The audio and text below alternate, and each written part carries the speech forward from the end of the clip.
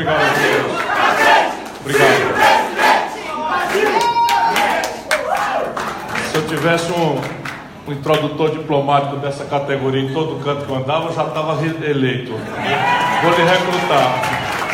Muito boa tarde a todas e a todos. É uma alegria muito grande para mim, uma felicidade especial sempre que eu vejo que aparece ali na minha agenda, não durmo 2 dias no mesmo lugar, a chance de voltar a esse pedaço do Brasil, que qualquer um que conheça sabe que, olhando para cá, a gente não pode duvidar do futuro extraordinário dessa pátria e dessa nação. Tenho muita alegria de voltar ao Mato Grosso, de reencontrar a cada uma e a cada um dos amigos e companheiros aqui.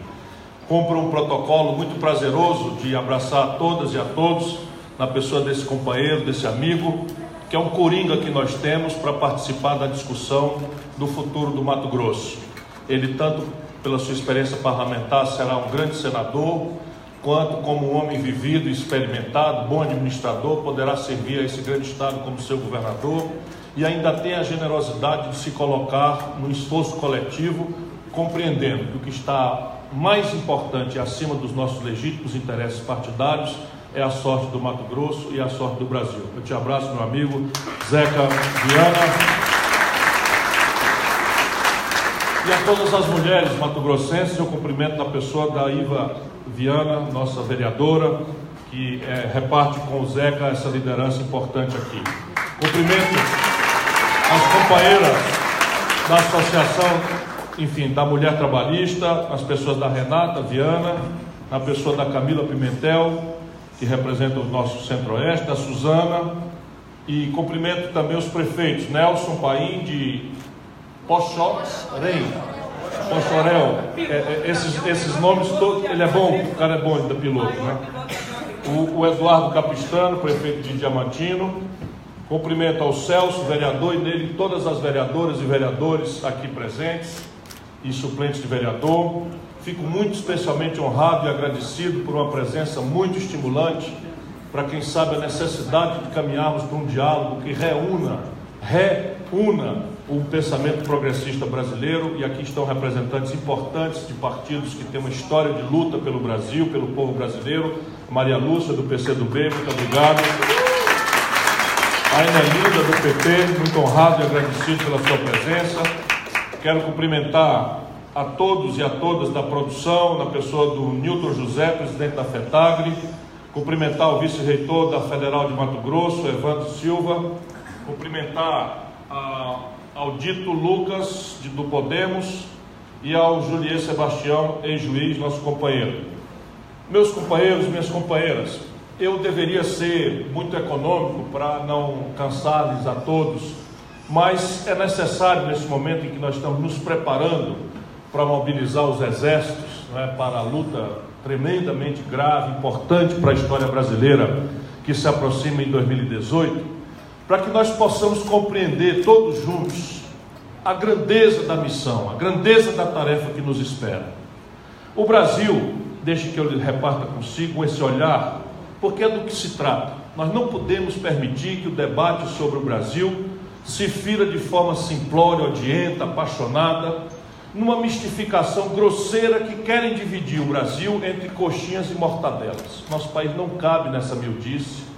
A complexidade do problema brasileiro, mais do que pede, exige, suplica um diálogo entre pensares diferentes, entre olhares diferentes, entre ideias diferentes, porque é muito grave e complexa a situação do nosso país. E eu tenho procurado chamar a atenção das pessoas, e quero muito que o PDT seja a grande cabeça de ponte, que seja a grande luz na frente da nossa participação nesse debate. Em 1980, que é ontem, eu já era taludinho, já tinha me formado, já era professor da universidade, estava me aproximando já de ser eleito por 25 anos a primeira vez deputado estadual. Pois bem, em 1980, ontem, o Brasil representava 1% do comércio do mundo. Isso é um indicador de comparação da força econômica dos países. Nós tínhamos nessa data 130 milhões de habitantes. Pois bem, no mesmo ano de 1980, a China, com 800 milhões de habitantes, representava os mesmos 1% do comércio do mundo que o Brasil representava. Ou seja, em 1980, ontem, o nosso país era muito mais rico, muito mais desenvolvido do que a poderosa China é hoje. O que acontece de lá para cá? Só para a gente ver como é necessário um debate preparado, experimentado, fora de interdições ideológicas simplificadoras, grosseiras. O que acontece é que o Brasil hoje representa os mesmos 1% do comércio do mundo, de 80 para cá, e a China já representa 12,5% do comércio do mundo. O que aconteceu? De 1980 para hoje, o Brasil está crescendo a sua economia numa média. Tem momentos muito ruins, como esse que nós estamos passando, momentos melhores em alguns momentos, mas na média, para a gente tomar uma distância e olhar o problema, na média o Brasil está crescendo pífios 2% ao ano a sua economia de 1980 para cá. Por que pífios? Porque no mesmo período a população brasileira está colocando ao redor de 1.700.000 a 2 milhões de rapazes e moças por ano chegando ao mercado de trabalho. Ou seja, a população do Brasil no mesmo período cresceu quase 2% ao ano todo ano. Se a gente cresce a economia 2% e a população cresce 2%, supondo que fosse justa a divisão de renda, que já não é, nós temos a pior e mais perversa concentração de renda do mundo, o Brasil simplesmente não cresce a renda por cabeça desde 1980. Ou seja, o país está parado. Volto a dizer, a gente precisa olhar isso com certo distanciamento, porque há momentos muito ruins que fazem muita gente desacreditar da sorte brasileira. E isto não é verdade. E há momentos muito bons, que muitas vezes faz com que a gente pense que o céu chegou, e infelizmente o céu também não é perto. E isso é o que nós precisamos pôr em debate nesse momento da vida brasileira.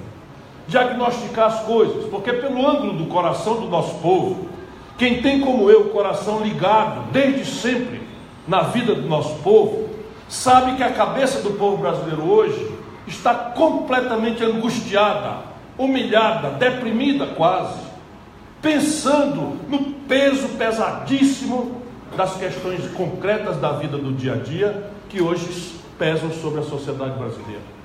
E não é para menos. No momento em que nós nos reunimos aqui na querida Cuiabá, 13.300.000 brasileiros amanheceram desempregados. Mais de 10 milhões de brasileiros empurrados para o biscate, para a economia informal, correndo do rapa, da repressão pelas cidades grandes, médias, pequenas do Brasil lá fora, desorganizando a economia formal, que paga imposto, que paga aluguel.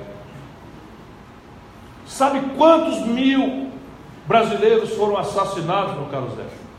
Quantos mil brasileiros foram assassinados nos últimos 12 meses no nosso país? 62.800 brasileiros foram assassinados violentamente ao longo dos últimos 12 meses no Brasil. Se nós tomarmos o que está acontecendo nas guerras civis, nas convulsões revolucionárias, nos confrontos bélicos do mundo inteiro, no mesmo período, não chega a 1/3 disso a quantidade de mortes. Ou seja, o Brasil, num aninho, matou 62.800 pessoas. Quase todos jovens, quase todos negros, quase todos pobres. É um verdadeiro genocídio que mais cedo ou mais tarde alcançará alguém muito perto de nós. O medo de precisar da saúde, tudo isto faz com que a nossa população olhe para a política. De onde mais, para onde mais ela pode olhar? A humanidade não inventou outro jeito, não existe um algoritmo, um computador, um robô, não existe nenhuma experiência humana aonde se possa resolver ou encaminhar a solução dos problemas comunitários, dos problemas coletivos, dos problemas da comunidade. A população, justamente, com esses problemas todos, esses medos todos, porque se há 13.300.000 desempregados, os outros todos também estão com medo de perder o emprego. Os aposentados estão muito angustiados, com todo dia a notícia de que vem por aí a perseguição dos interesses dos mais pobres, dos mais sofridos, dos mais humildes da sociedade brasileira. E olhando para a política, o que é que o nosso povo vê? Se nós tivermos fidelidade, humildade, compromisso com o coração do povo, como é o meu compromisso de nascença, o que o povo vê por média e quase não consegue separar exceção nenhuma, é um pardieiro de pilantras, de bandidos, de mentirosos, de mistificadores, de privilégios, de ladrões, de corruptos, abençoados, premiados, acobertados pela impunidade. Olha, gente querida, isto não é pouca coisa. Isso está esmagando, está vergando a espinha da grande nação brasileira.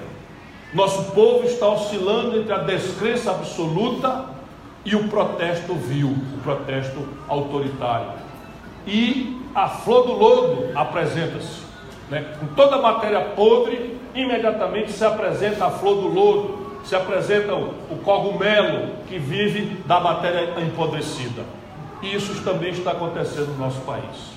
Esse é o cenário, essa é a roça para onde nós temos que pegar nossa foice, nosso machado, nosso facão e caminhar para resolver. E a grande questão aqui é explicar para o povo brasileiro o que aconteceu para que nós chegássemos a esse limite. E mais do que explicar com muita humildade e simplicidade o que aconteceu para que o Brasil chegasse ao ponto em que a própria presidência da República e a maioria do parlamento estejam comprometidas com a corrupção e com o interesse antinacional e com o interesse antipopular, escandalosamente vendida está a nação brasileira na bacia das almas dos interesses estrangeiros. Nós, para além de entender o que aconteceu, nós precisamos descobrir, num fraterno, amplo e generoso debate, o que temos que fazer com as urgências necessárias para devolver ao país a condição de confiar em si próprio, de olhar para o futuro. E essa é a tarefa a qual eu tenho me dedicado, junto com a direção nacional, por quem também falo hoje, em nome do nosso presidente Carlos Lupe, que teve um compromisso no estrangeiro e não pôde vir aqui como gostaria, e me pede, Zeca, para lhe mandar um abraço e dizer que está ligado aqui na luta e confia que o amigo saberá conduzir com habilidade, com espírito público, que eles são peculiares, a sorte de Mato Grosso, antes de mais nada, e a sorte do nosso partido, que cabe ao amigo dirigir aqui nesse grande estado brasileiro. Pois bem, a solução para a estratégica equação brasileira está na afirmação de um projeto nacional de desenvolvimento. Esse projeto nacional de desenvolvimento é que tirará o Brasil de uma equação que tem ângulos os mais graves. Eu não vou lhes cansar aqui, mas peço que cada companheiro, cada companheira, sendo dirigente dos municípios, dos diretórios, dos movimentos do partido, que sejam eles o movimento dos negros, o movimento das mulheres, o movimento da diversidade, o movimento cultural da Darcy Ribeiro, enfim, por todos os ângulos, que os companheiros ajudem o nosso povo a entender, a compreender essas coisas que nós estamos tendo questão e pôr em debate. Mas são problemas para os quais há solução no Brasil.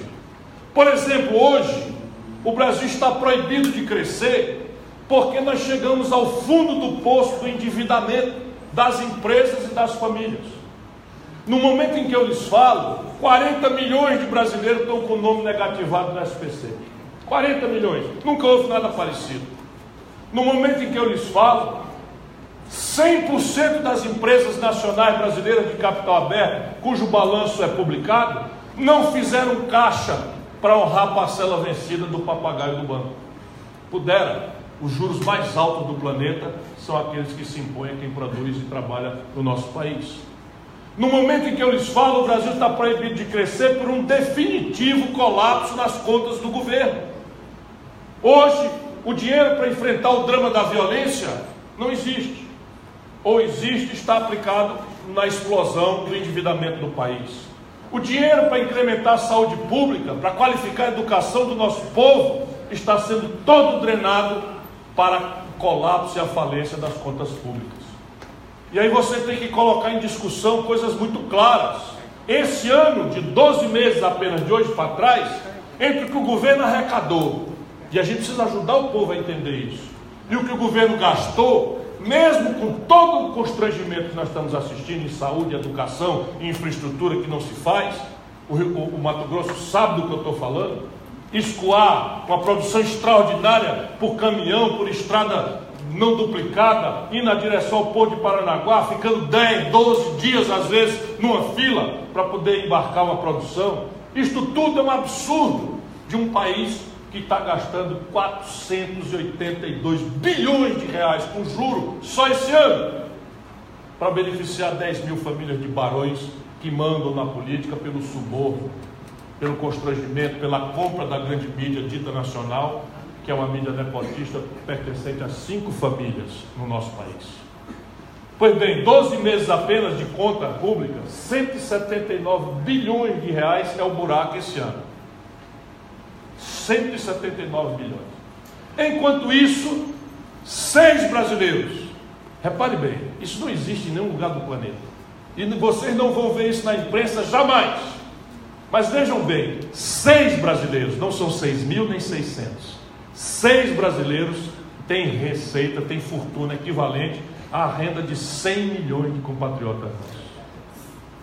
Nem no fundão da África, ainda conflagrado em guerras tribais, selvagens, vai se encontrar mais isso. 6 pessoas têm a fortuna somada equivalente ao que 100 milhões dos 206 milhões de brasileiros têm como renda toda somada.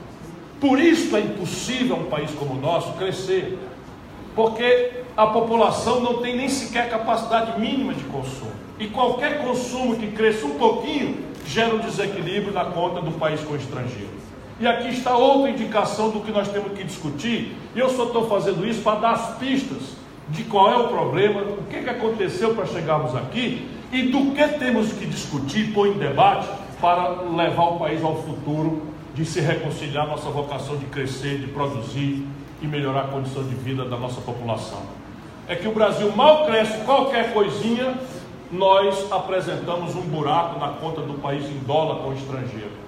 Por quê? Simples de entender. Nós todos fomos induzidos a referir nosso padrão de êxito social e até mesmo a busca ilusória de uma felicidade que não se achará jamais aí, numa espécie de consumismo de massa. E esse padrão de consumo que nós estamos induzidos a buscar, nós crescentemente não temos a condição de produzi-lo. Quem não tem celular aqui? Ou quem tem celular aqui? Todo mundo. As máquinas, a ótica, as lâmpadas, a fibra das roupas, 80% do remédio, 80% do valor de um carro, mesmo montado no Brasil, tudo isso está sendo importado. Os meios de diagnóstico médico, tudo importado.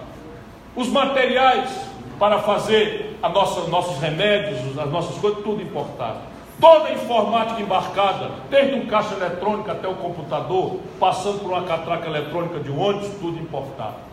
Resultado, quando o Brasil cresce, explode a conta de importados. E a gente só não foi já para o chão por causa desse pedaço. E as pessoas acham que é mera gentileza minha, o apreço que eu não consigo deixar de demonstrar, sem desmerecer nenhum pedaço do país. Mas o Centro-Oeste é quem está carregando o Brasil nas costas. O Centro-Oeste, porque o Centro-Oeste produz a agricultura mais exuberante do mundo, a pecuária mais exuberante do mundo, e já começa a dar o passo adiante da agroindústria, que tem um potencial absolutamente extraordinário. Pois bem, quando a gente faz a conta do que o Brasil industrializado importa e o que o Brasil exporta, dá um buraco que chega a perto de 150 bilhões de dólares. Se não fosse o Centro-Oeste, que dá um superávit de quase 100, nós no Brasil não tínhamos nenhuma chance como país. Por isso nós precisamos conversar com este pedaço do Brasil onde pulsa o coração de um Brasil que produz e trabalha, para ter força para enfrentar o Brasil que vive da especulação financeira, do rentismo e da agiotagem, do dinheiro vadio, que não cria um emprego, não gera um pão, não produz absolutamente nada, a não ser injustiça, desigualdade e esta violência que campeia do Oiapoque ao Chuí.